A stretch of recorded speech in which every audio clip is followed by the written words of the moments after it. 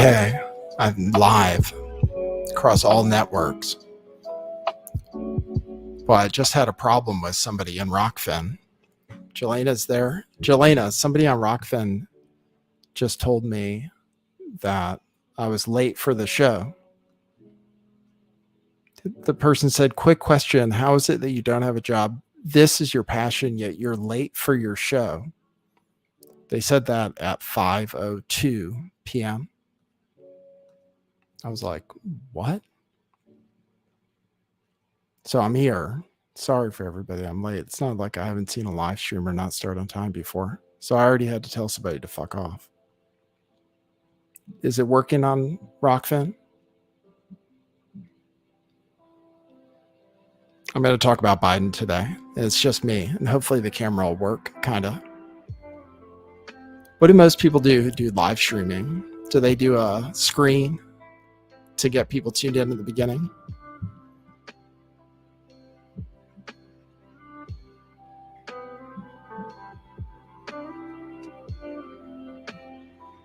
I have my intro.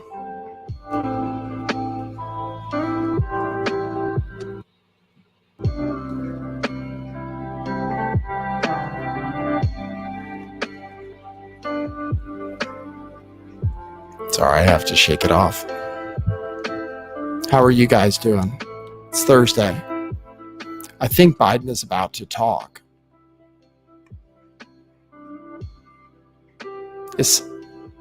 I might have to stream it.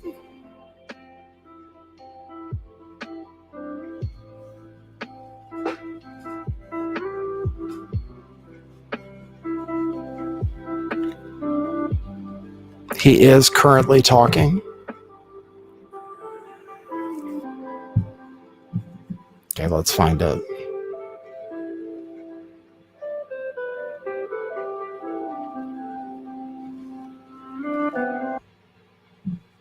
I'll find it. Primetime speech, White House. Okay, I got it. We'll watch it together.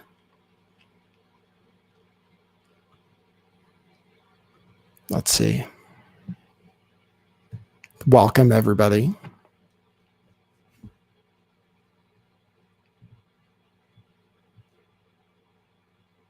Because they made their choice. They embrace anger. They thrive on chaos. They live not in the light of truth, but in the shadow of lies. But together we can choose a different path. We can choose a better path forward to the future. A future of possibility, a future to build and dream and hope. And we're on that path moving ahead. I know this nation. I know you, the American people. I know your courage. I know your hearts, and I know our history. This is a nation that honors our Constitution. We do not reject it.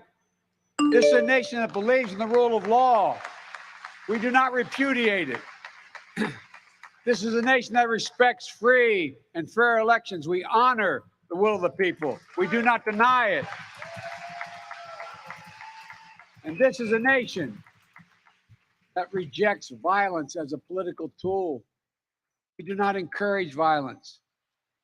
We are still an America that believes in honesty and decency and respect for others.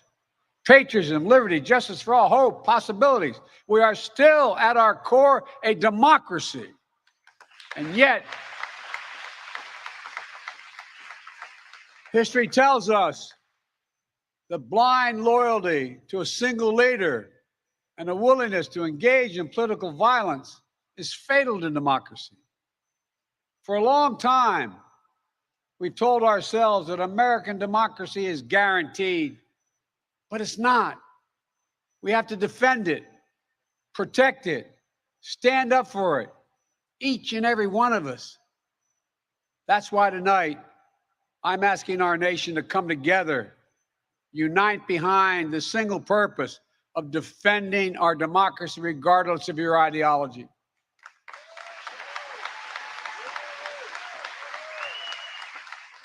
We're all called by duty and conscience to confront extremists who put their own pursuit of power above all else. Democrats, independents, mainstream Republicans, we must be stronger, more determined, and more committed to saving American democracy than MAGA Republicans are to destroying American democracy. We, the people, will not let anyone or anything tear us apart. Today, there are dangers around us we cannot allow to prevail. We here, you've heard it, more and more talk about violence as an acceptable political tool in this country. It's not. It can never be an acceptable tool. So I want to say this plain and simple. There is no place for political violence in America, period. None, ever.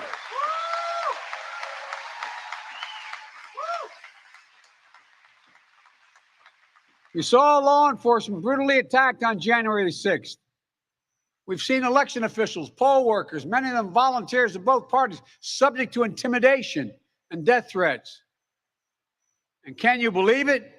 FBI agents, just doing their job as directed, facing threats to their own lives from their own fellow citizens. On top of that, there are public figures today, yesterday, and the day before predicting and all but calling for mass violence and rioting in the streets.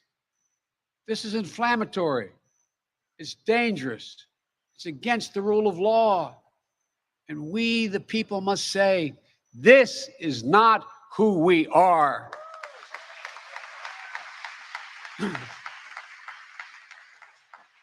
Ladies and gentlemen, we can't be pro-insurrectionist and pro-American. They're incompatible. We can't allow violence to be normalized in this country. It's wrong. We each have to reject political violence with all the moral clarity and conviction this nation can muster. Now, we can't let the integrity of our elections be undermined, for that is a path to chaos. Look, I know politics can be fierce and mean and nasty in America. I get it. I believe in the give and take of politics, in disagreement and debate and dissent. We're a big, complicated country. But democracy endures only if we, the people, respect the guardrails of the republic. Only if we, the people, accept the results of free and fair elections. Only if we, the people, see politics not as total war, but mediation of our differences. Democracy cannot survive when one side believes there are only two outcomes to an election. Either they win or they were cheated. And that's where the MAGA Republicans are today. They don't understand what every patriotic American knows. You can't love your country only when you win. It's fundamental.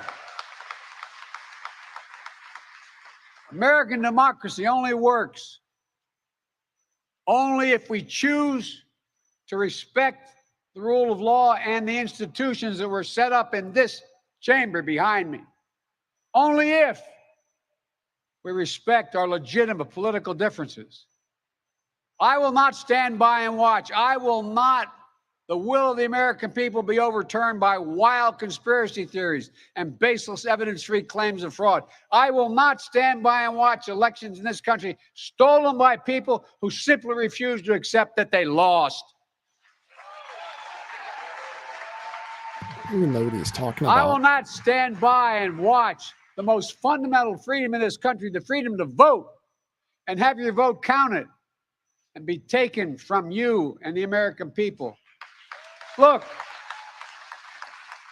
as your president, I will defend our democracy with every fiber of my being, and I'm asking every American to join me.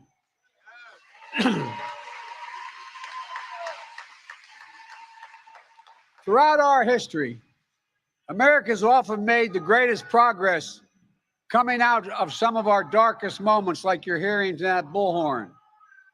I believe we can and must do that again.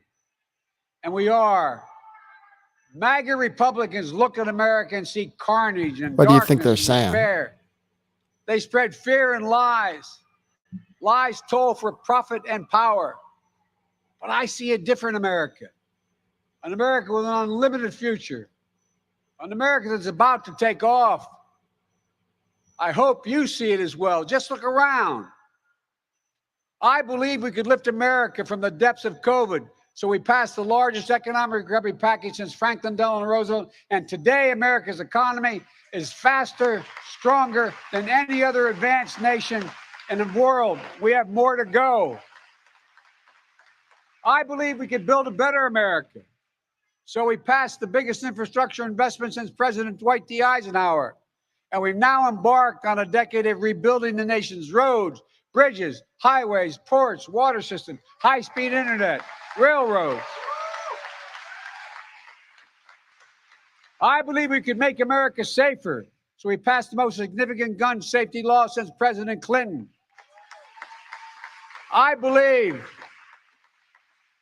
we could go from being the highest cost of prescriptions in the world to making prescription drugs and healthcare more affordable. So we passed the most significant healthcare reform since President Obama signed the Affordable Care Act. Think anybody's buying it? I believe we could create a clean energy future and save the planet. So we passed the most important climate initiative ever. That's strong. That's the some good cynics and writing. the critics tell us nothing can get done, but they're wrong. There is not a single thing America cannot do, not a single thing beyond our capacity if we do it together. It's never easy, but we're proving in America, no matter how long the road, progress does come. What do you think the heckler's saying?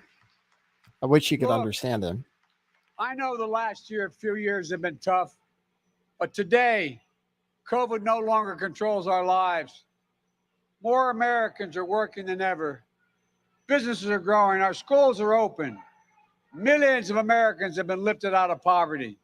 Millions of veterans once exposed to toxic burn pits will now get what they deserve for their families and their compensation. American manufacturers come alive across the heartland, and the future will be made in America. No matter what the white supremacists and the extremists say. There you go. I made a bet on you, the American people, and that bet is paying off, proving that from darkness, the darkness of Charlottesville, of COVID, of gun violence, of insurrection, we can see the light. Light is now visible. Light that will guide us forward, not only in words, but in actions. Actions for you, for your children, for your grandchildren, for America. Even in this moment, with all the challenges we face, I give you my word as a Biden, I've never been more optimistic about America's future. Not because of me, but because of who you are. We're going to end cancer as we know it. Mark my words. It's got one of those millions of new jobs, bullhorns with like a siren on it. We're going to think big. We're going to make the 21st century another American century because the world needs us to. That's where we need to focus our energy. Not in the past, not on divisive culture wars, not on the politics of grievance. Wait, what? But on a future we can build together. Weren't you just talking about the MAGA Republicans believe that for them to succeed, everyone else has to fail. They believe America, not like I believe about America. I believe America is big enough for all of us to succeed. And that is the nation we're building, the nation where no one is left behind. I ran for president because I believe we're in a battle for the soul of this nation. I still believe that to be true. I believe the soul is the breath, the life, and the essence of who we are. The soul is what makes us us.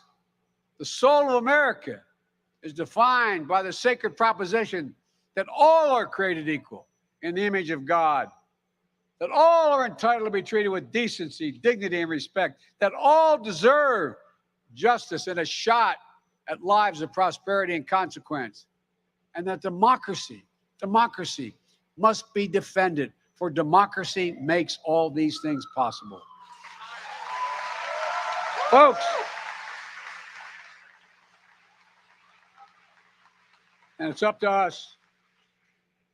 Democracy begins and will be preserved in we, the people's habits of the heart, in our character, optimism that is tested yet endures, courage that digs deep when we need it, empathy that fuels democracy, the willingness to see each other not as enemies but as fellow Americans.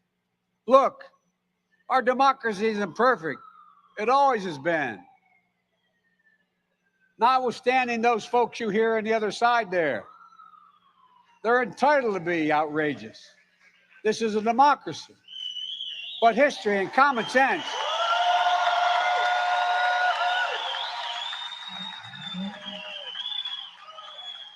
good manners is nothing they've ever suffered from. But history and common sense tell us that opportunity, liberty, and justice for all are most likely to come to pass in a democracy. We have never fully realized the aspirations of our founding, but every generation has opened those doors a little bit wider to include more people who have been excluded before. My fellow Americans, America is an idea, the most powerful idea in the history of the world, and it beats in the hearts of the people of this country. It beats in all our hearts. It unites America. It is the American creed, the idea that America guarantees that everyone be treated with dignity. It gives hate no safe harbor. It installs in everyone the belief that no matter where you start in life, there's nothing you can't achieve. That's who we are. That's what we stand for. That's what we believe. And that's precisely what we're doing. Opening doors, creating possibilities, focusing on the future. And we're only just beginning. Yeah, only just beginning. Our task is to make our nation free and fair, just and strong, noble and whole. And this work is the work of democracy, the work of this generation. It is the work of our time, for all time. We can't afford to leave anyone on the sidelines. We need everyone to do their part. So speak up, speak out, get engaged, vote, vote, vote. And if we do our duty in 2022 and beyond, then ages still to come will say, we, all of us here, we kept the faith. We preserved democracy. We heeded our worst. We heeded not our worst instincts, but our better angels. We proved that for all its imperfections, America is still the beacon to the world, an ideal to be realized, a promise to be kept. There's nothing more important, nothing more sacred, nothing more American. That's our soul. That's who we truly are. And that's who we must always be. I have no doubt, none, that this is who we will be, and that we'll come together as a nation that will secure our democracy, that for the next 200 years, we'll have what we had the past 200 years, the greatest nation on the face of the earth. We just need to remember who we are. We are the United States of America, the United States of America. And may God protect our nation, and may God protect all those who stand watch over our democracy. God bless you all. Democracy. Thank you. God bless you all.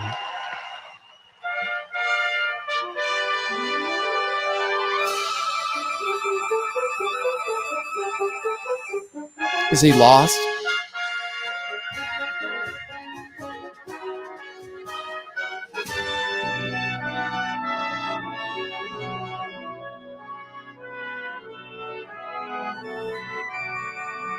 Sorry, we started recording the podcast. Joe Biden has just finished speaking. I titled my broadcast, How Biden Plans to Divide America. And now we tuned in just in time to hear him do it on a speech that looks like it's called Soul of the Nation. So that's what he believes he's fighting for. That's where we've gotten in terms of political rhetoric. MAGA Republicans, or sometimes ultra MAGA. Oh, there you go. It tuned out. The screen for people on the podcast, it says Soul of the Nation. President Biden delivers remarks on the soul of the nation. I don't know. It might have been 30 minutes. I tuned in a little bit late. And I was a little bit late for the show. But now we're here. Everything working okay? You guys doing all right? So yeah, that was it. That's what I was going to talk about when I titled the show earlier today. Biden's plan to divide America. And that's it. He's basically painting one portion of Americans, a pretty significant one, as being a threat to democracy. And I think that's pretty dangerous rhetoric. Like he talks about, and then he has the gumption to say we all need to be united and that America is where everybody does well, after singling out a group of people, which is a pretty large group of people that are easily offended. So you single out a large group of people that are easily offended, and then you call them what? Traitors? Threats? Threats. I'm not even a Trump supporter. I think that's wrong. I'm not always critical of Joe Biden on this show because, some things are unfair, like blaming him for inflation, for example, as opposed to Trump, who was there when the CARES Act passed. Everybody's responsible for inflation. So I'm not always critical of Biden. And some people are critical of him of things that he has no control over. And really, there are only so many things a president can do. But a president can set the mood in the country. And if I was critical of Trump before, it was because he's pretty divisive, in the way he painted his political enemies as really being like existential threats. Biden's doing the same thing now. And what's dangerous about it? Well, when you say that people are a threat to democracy, MAGA Republicans in this case, if they're a threat to democracy, then what are the kinds of things you're allowed to do to them? Right? How do you treat threats to democracy? It certainly isn't a problem then to censor them, because if they're a threat, if they really are a threat, then they shouldn't be allowed to speak and they shouldn't be allowed to run for office. So this is where he's going with it. Jean-Pierre at the podium has been setting the mood for this, talking about how MAGA is an extreme threat to democracy, an extreme threat to democracy. That was the title of yesterday's show. Oh, and thanks for joining me. I have something new today. Jelena talked me into. Oh, I have to create a banner for it. So I have something new today because this channel is not monetized and because DLive has problems with the way it pays out and stuff too. So I'm not monetized on YouTube and DLive has a problem. There is a new way to support the show, care of Jelena, and that's buymeacoffee.com/lifttheveil. Buymeacoffee.com/lifttheveil looks like that. So I set that up. Yeah, and you can send a coffee there with a message, and I'll read it on the show. That's what live streamers do, right? Normally, that's what people get from their super chats. So since you can't super chat, and since Cash App isn't easy for everybody, this is a new way. Totally new. Buymeacoffee.com/lifttheveil. It should work. You can try it out. And I'll watch and refresh the page and then read what you said, even if it might be offensive. Although it has to be YouTube material. So check that out. Buymeacoffee.com/lifttheveil. And we'll see if Jelena is correct about it. And then we'll see how much more we do live streaming. Thanks over on Rockfin for the tip. Michelle Obama's a man. Says, looked like they rolled out Angry Joe today. How much amphetamines to get that old fool in this state? Yeah, he did seem angry for people who got to see it. He did seem angry. He seemed, and I wish I had the quotes from the piece. There was a heckler there who somehow was allowed to keep yelling and setting off the siren on his bullhorn throughout the speech. I couldn't hear exactly what he was saying, but there was a heckler of some sort who was able to set things off. And the biggest applause line of the whole speech was when Joe Biden said, "Oh, that's all right, because this is a democracy." So there he said it's okay to disagree and to even be a jerk. In that case, he says, "Oh, you can be a jerk in a democracy." Well, I thought that was the deal with the whole democracy thing and the whole thing about free speech in this country and other things. So you're allowed to be a jerk. And then people can decide, if you're the kind of jerk that they want to support, like Donald Trump, for example. And we'll see if people get that choice. Donald Trump got caught with documents, you guys know that, right? So I don't know what made Joe Biden decide to go down this route, but he decided to. He called in a donors meeting. He called the MAGA Republicans semi-fascist. So he's using the fascist word for them. Jean-Pierre, yesterday I played this on the show. I'll play this again. Here we go. Let me play Jean-Pierre, the press secretary, who isn't as good as some previous press secretaries at handling the pressure, you could say. But she is good about talking shit about MAGA Republicans. Here's what she said yesterday. The president thinks that there is an extremist threat to our democracy.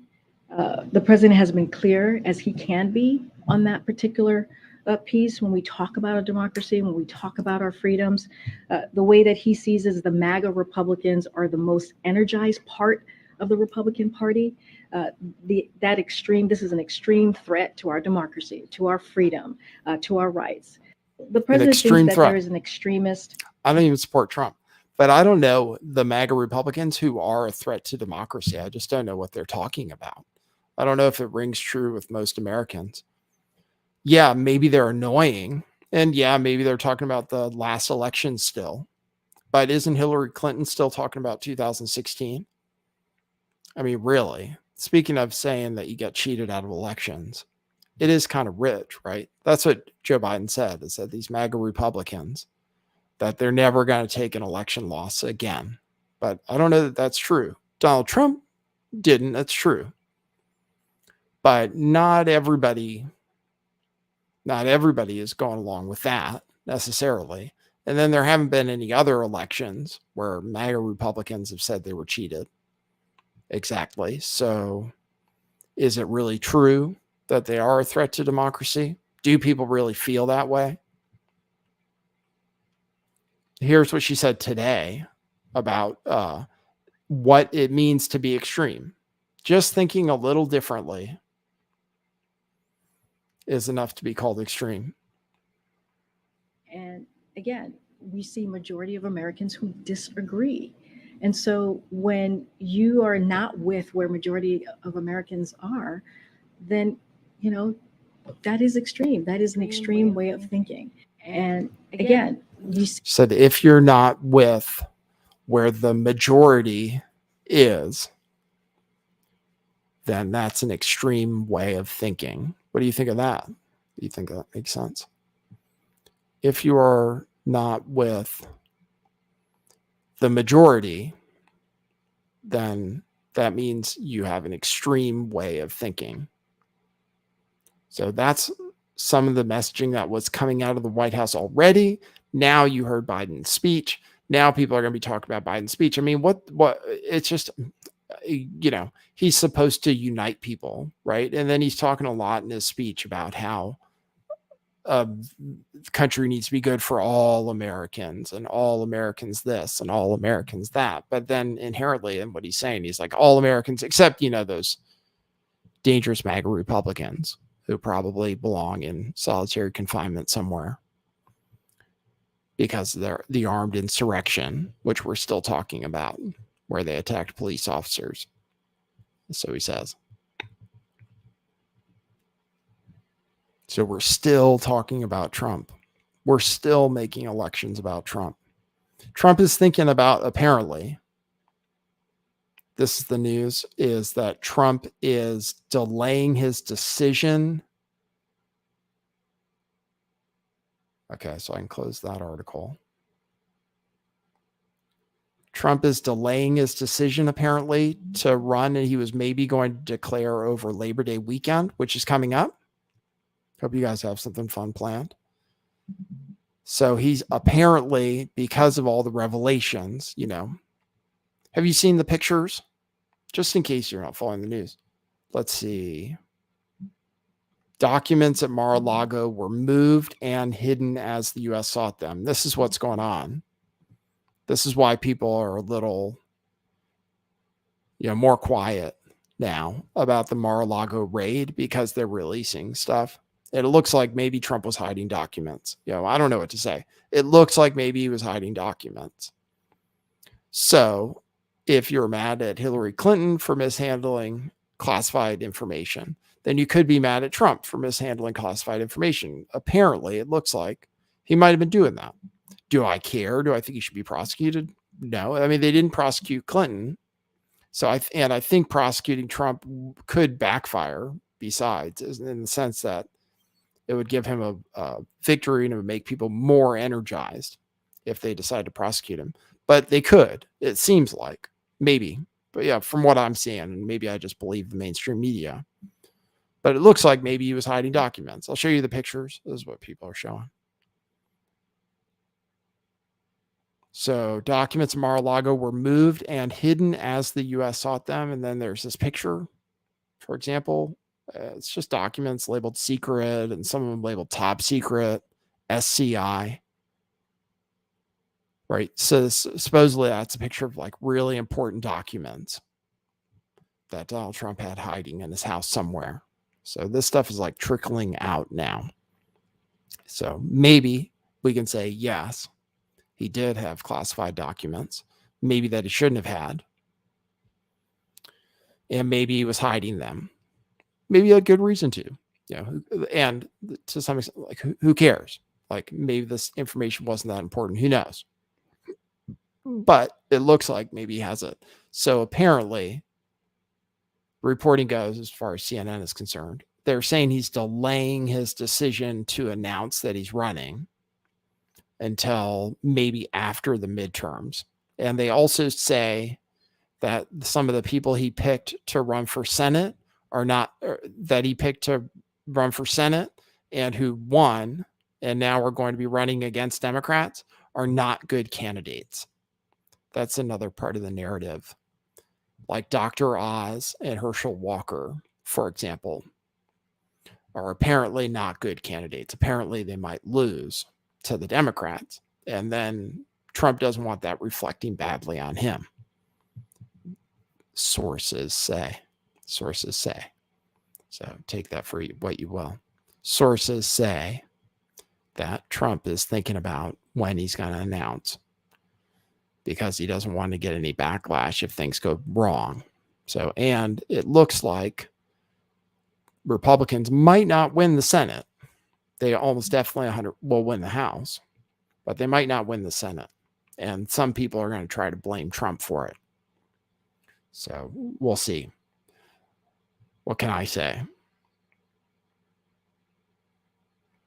That's the news I think I have about Trump. Then let me see what other news I have for you today. People are sharing this video of David Icke explaining why we're having food shortages and energy shortages. And then I have an article to share with you about that too. So David Icke, who, said COVID was a hoax And I don't know if he ever took that back. He did say COVID was a hoax, which people don't really say much anymore. But now he's still being shared by people, conservatives. This is talking about how the World Economic Forum is trying to starve us and charge us more for energy on purpose. And then I have more news about that. Why has the Dutch government, a guy called Rutte, the prime minister, completely owned by the World Economic Forum and Klaus Schwab, why has he just announced that the Netherlands, the second biggest exporter of food in the world, is targeting farmers to destroy them and get them off the land, which is where all these farming protests in the Netherlands have come from? At a time of food shortages and supply chain problems, you are targeting the second biggest exporter of food in the bloody world to destroy its farming base? Why are you doing that? If people depend on you for what's left of the food, you control them. Where food is abundant and cheap, you do not control them. Where energy is cheap and abundant, you do not control them. Scarcity equals dependency equals control. And that's why they're targeting the food chain, they're targeting the energy supply, they're targeting everything. Yeah, and actually, to be fair, like Vladimir Putin, I believe, is the one targeting the energy supply for Europe and turning the screws on them, is my understanding, as punishment. So in this case, I guess the guy trying to turn the screws on Europe is Putin or Russia, even though it's Europe's fault, you could say.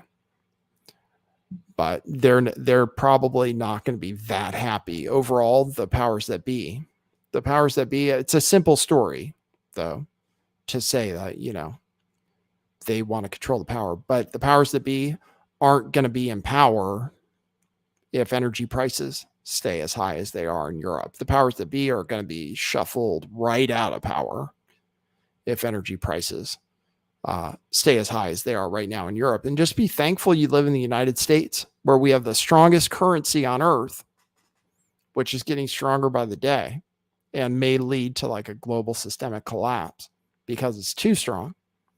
But we have relatively cheap energy in our country compared to what they have in other countries. And they want energy prices to go up. I was just going to say this. I was reading an article about why energy prices are so high in Europe and what they can do about it. And I'll just show you why they want high energy prices. It says it right here. I'll show you. How could Europe cap energy prices? High gas prices provide a financial incentive for industries and households to reduce their gas consumption, a behavioral change governments are trying to encourage to ensure that there is enough fuel to get through winter. Okay. So this article says that the government wants high gas prices because that's going to encourage people to change their behavior. And that's how you do it, with negative incentives in this case. Squeeze you just so you stop. Don't drive so much. Don't turn on the lights so much.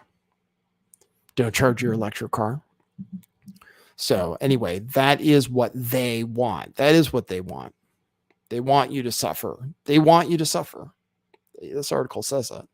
They want you to suffer because if you suffer enough, you'll change your behavior in ways that they desire. So, speaking of which, there's this story in the news. Coloradans, let's show this story. You can get a smart thermostat and sign up for an energy saving program in Colorado. And then that energy saving program turns over control of your thermostat to somebody other than yourself. So that if the power grid needs some more power, then you can't cool your house down and you're locked out of your thermostat. So that's this story. This is in Rebel News, but it is a true story. In Colorado, XL customers have found themselves unable to adjust their thermostats to keep temperatures down. They get a warning that says they're locked out due to an energy emergency. And we're about to have something like that in California. I'm doing the funniest thing ever. I'm going to Palm Springs. It's going to be 115 degrees. But that's Palm Springs for you. It's hot there. But we're going to have some hot weather in California, apparently. And it's going to strain our electrical grid, and we might have to have blackouts. And we definitely are supposed to keep our thermostats set to an uncomfortable 78 degrees and not charge our electric cars, which are going to be mandated in 2035. That's what they want. That's what they want to do to you. All right, so I have that story, okay? I have the best meme about the energy crisis. Let me share that with you, which shows dominoes. And it shows a small domino leading up to a big domino. And the small domino is an autistic Swedish girl decides to skip school. And then the big domino down the road is the collapse of Europe's energy grid. And that's where we're at now. Very funny. The internet is good for memes. So I played that. I played those. I have this. This is great. Remember the housing crisis, 2007, 2008? It's going to be really bad this time. Mortgage rates just went up to over 6%. Mortgage rates were up a bunch today. Housing affordability is at an all-time low. And housing prices are about to drop. Okay. So the last time we had a bad housing market, the housing bubble, 2007, 2008, was because of bad loans, like loans that they gave out without down payments, for example. And then those people who took out those loans, predatory loans, they call them, where you could get in with no down payment, for example, those people lost their houses when they couldn't afford to pay. Right? And then maybe they had to go bankrupt. Maybe their credit was ruined for 7 years because they got a loan they probably shouldn't have. Remember? I remember people trying to tell me to get a home loan back in 2005, 2006, 2007. It was easy. Well, check this out. For equity, in the name of equity, Bank of America is going to offer 0 down payment mortgages. Not for everybody. In certain Black and Hispanic communities, they're going to be offering this. So yes, Bank of America is going to offer 0 down payment mortgages to Black and Hispanic people in the name of equity, because there's nothing that says owning a home like having no equity in the home and then having it maybe go down in value right after you buy it. What do you think about that? There are a few reasons to collect a down payment for a property. One is so that if the value goes down and you can't make payments anymore, you're not negative immediately. The other one is if you can come up with a down payment, then you're more likely to be able to make the monthly payment too. So there are a few good reasons why a down payment is kind of like required for purchasing a home. Sometimes homes go down in value. It's possible. Sometimes homes go down in value. It's good to start in an equity position.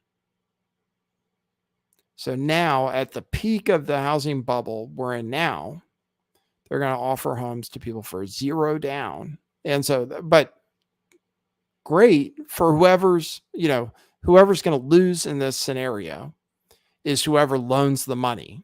And whoever actually owns that debt in the end, they will lose because the people won't be able to pay. I mean, what are you going to do? Housing prices will go down and people say, why am I paying for this? I'm in a negative equity position.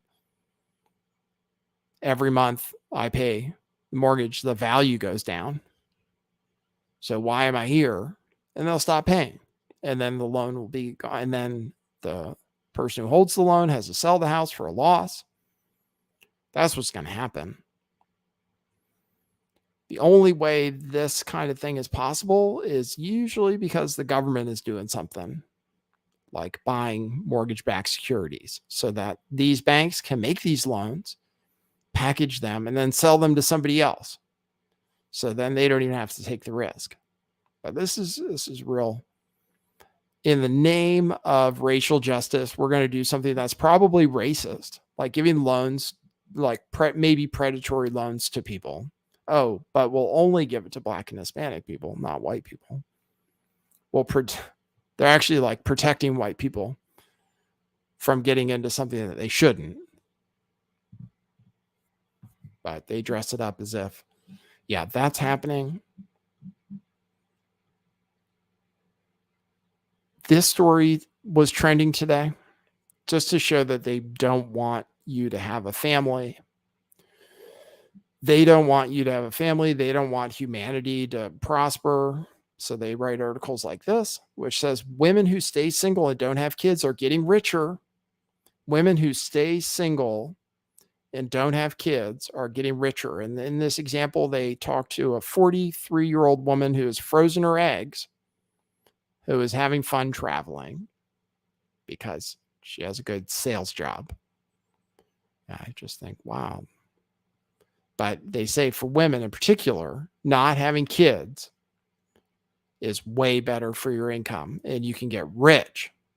That's the way to do it. Get rich. Normally, I guess women got rich by marrying somebody who was rich. In this case, rather than do that, you just get rich yourself by not having a family, just staying single. Yes. Definitely trying to promote that lifestyle. So I have this story about the secret mission to normalize gender reassignment surgery. This is in the trans news category. So first of all,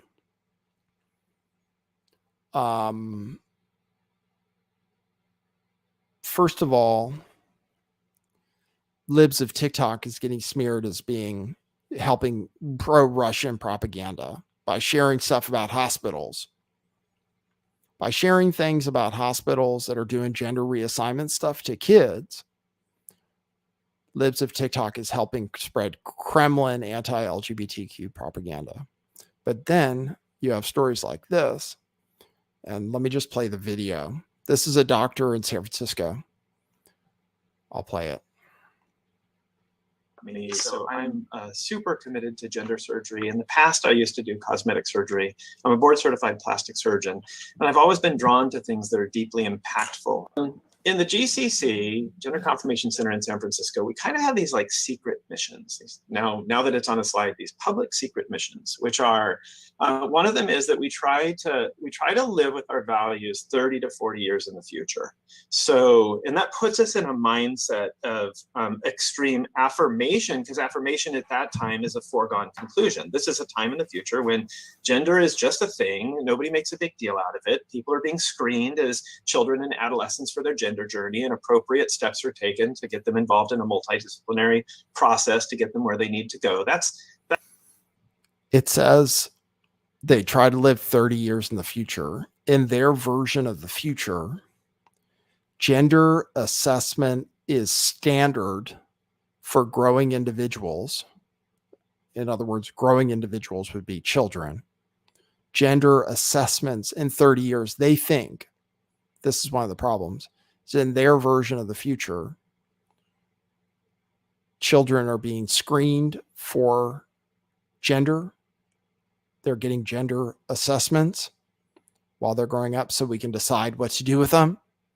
And then they are going to be affirmed And in the future, widespread support and affirmation exists, apparently. So we're not going into a future where we look back at this time and say, oh, wow, that was crazy. Because that's what I think we're going to in the future.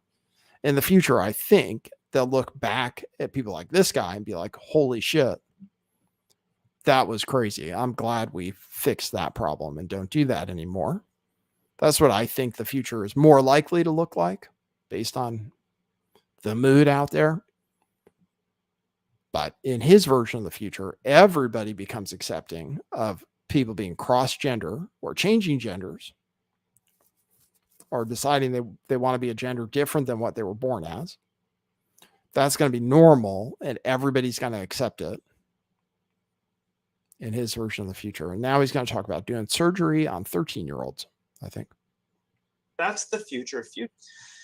I do not have a minimum age of any sort in my practice. There's no chronological age that says you don't get surgery. Now, having said that, I don't think I've ever done a consult on a 12-year-old yet, but we would if one came our way. We just haven't had reason to. And then we've done a number of 13-year-olds who we did consults on. I think I've done 1 or 2 13-year-old surgeries. For the most part, it's 14 and up, that by the time everything comes together, plus insurance approval, plus everything, that surgery actually gets completed. We do not. The slide says minimum age, none. Minimum age, none. And puberty and diagnosis, not age, determines surgery candidacy. And it's not necessary to have a particular status in identity, hormones, or living as gender for a period of time. They say this is arcane. So in other words, you don't have to prove that you've been living as the other gender for any period of time. You can just decide the next day, go to the gender clinic, and they say it's arcane to say that you have to have been living as this other gender that you claim to be for any period of time. And that there is no minimum age for gender reassignment surgery. They say that doctors are being targeted. They're going to say, I think probably now about this doctor, I'm waiting for the news. Oh, whoever tweeted this is in trouble because now this doctor is getting death threats. Well, I don't believe in anybody getting death threats, but still, I could see why people would be upset. This may be one of the most disturbing videos, even more disturbing than the other hospital videos. Require any particular identity. We only require that somebody has gender dysphoria and uses a multidisciplinary process for us to assess. You have a question? Please, yes. Yes, what was the youngest age a trans masculine kid could consider the surgery? So there is no youngest age at all. With parental consent, somebody could even do a consult with me at age 10, 11, or 12. Wow, I don't even have the full clip. He was about to say people with parental consent could do a consult at age 10, 11, or 12.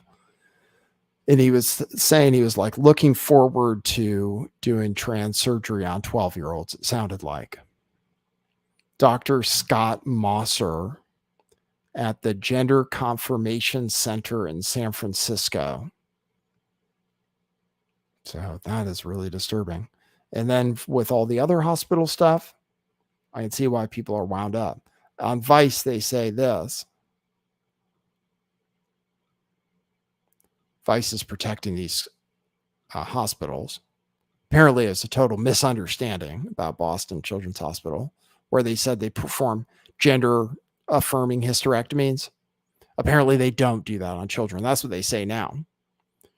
But this is what Vice says. Far-right extremists are threatening to execute doctors at a children's hospital because of libs of TikTok. The viral Twitter account Libs of TikTok promoted a lie. It says a lie, promoted a lie about gender affirming care at the hospital. I'm pretty sure it was just a video from the hospital where they said they do gender affirming hysterectomies, because I saw the video and I don't think it was a lie, because it was the video from the damn hospital where they said they do gender affirming hysterectomies. Now, if they come back and say, oh, we don't do that on kids, well, it's different. Maybe, but couldn't tell from the video. And it wasn't a lie. It was a real video. But this is how they present it. Libs of TikTok created this environment where now doctors are being threatened with execution. And then here's the other article from Vice. And this was about somebody talking about pro-pedophilia. There was a video shared where somebody said, pedophiles are misunderstood. So this article came out. How Libs of TikTok is helping the Kremlin boost anti-LGBTQ information. So the anti-LGBTQ disinformation is apparently from the Kremlin. It's apparently from Russian bots. I don't know. I've seen what they call anti-LGBTQ stuff, and I don't think it's coming from the Kremlin. I don't think the Kremlin really needs to get involved. People have reasons for their views. And people don't like kids being turned into trans kids. Vice TV, you can see actually Vice TV promoting here. Wednesdays at 10 p.m., The Search for Q. QAnon. They have a QAnon show. The Search for Q. Nobody ever figured out who Q was. All right. I think that's... Oh, there are some stories. Let's see. Oh, this summary of the Jussie Smollett case is good internet. This is good internet stuff. So let me play this. This is a summary of the Jussie Smollett case. Play that for you.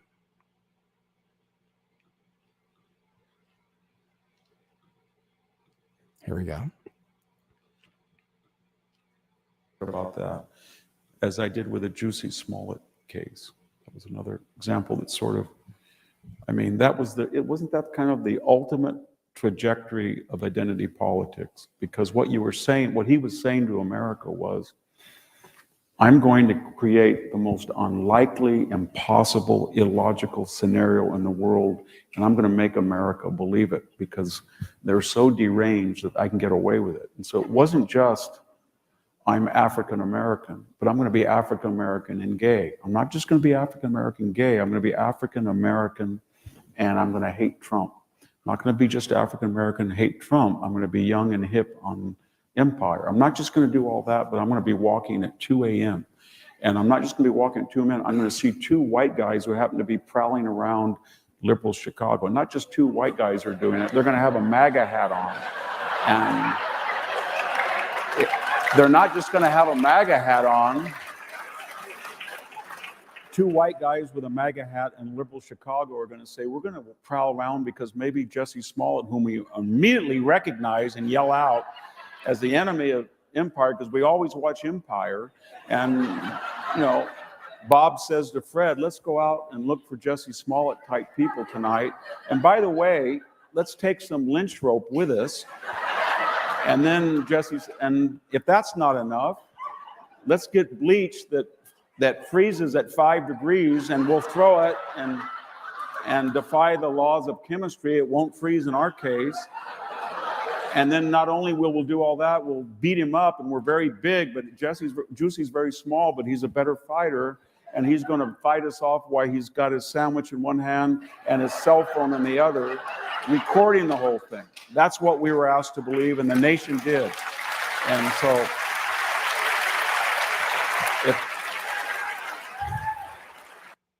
we didn't believe it, though, at the time. At the time, we didn't believe it. But yeah, that's a good summary of the story. All right. I think basically I covered everything. There's another story. There's a clip on mass formation psychosis. I think I'll save that. I think I covered everything I needed to cover today. All right. So let me check, because Jelena told me this would work. I can see if anybody used the buymeacoffee.com/lifttheveil. And you can use that before or after the show, whether you listen to the podcast, DLive, YouTube, whatever. You can go to buymeacoffee.com/lifttheveil and just give a donation and leave a message, and I'll read it, even if you do it after the show. So let's see if it worked. We'll see if we got any. I got one coffee from Jelena earlier. Oh, look. I got coffees. Okay. Pirate Justin says buy ETH. Let's go, Brandon. Thank you. Someone bought 3 coffees. Thank you. And then Jen says buy Raven coin, not financial advice, left censored mom. Okay. So this reminds me of the story I didn't cover just because it's a little risque. Where is my picture of, I have to find my picture of, thank you for those buy me a coffees. I appreciate it. That's great. I have this picture. I'll close with this because Pirate Justin said buy ETH. The biggest news on the internet 2 days ago was the picture of Vitalik Buterin standing in a photo, posing for a photo with a fan or something. Okay, I'll show you the photo. And this became the biggest news, and it is why I don't want to sell Ethereum right now. I have to say it affected me too.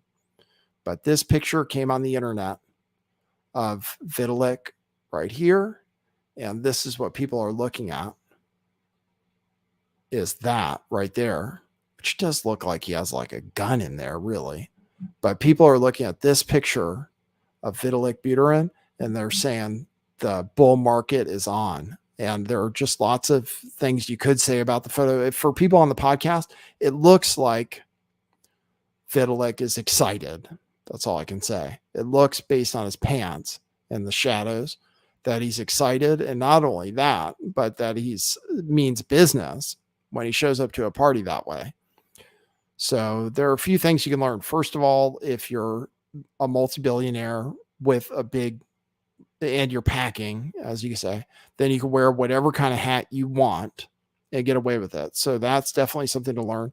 Also, it makes you think, well, he's not compensating for anything, which is good.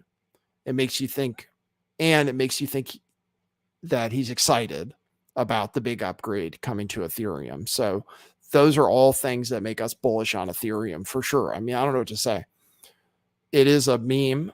It is a picture. There are a lot of memes about it, but people are saying hard not to be excited, hard not to be bullish, bull market confirmed, etc. All because of that picture, which I don't know. I mean, I'm skeptical. I'm skeptical that that's really what people say it is, and they didn't have something in his pocket or something, but could be real, and definitely makes you want to be long Ethereum. I think if you're like any kind of warm-blooded American, you think, okay, bull market on. So thanks, Pirate Justin, and thanks people who gave me a buy me a coffee. I appreciate it. Not financial advice. Raven coin. Thanks, Censored Mom, for that. Oh, and Shimpa, thanks for the coffee. Appreciate it.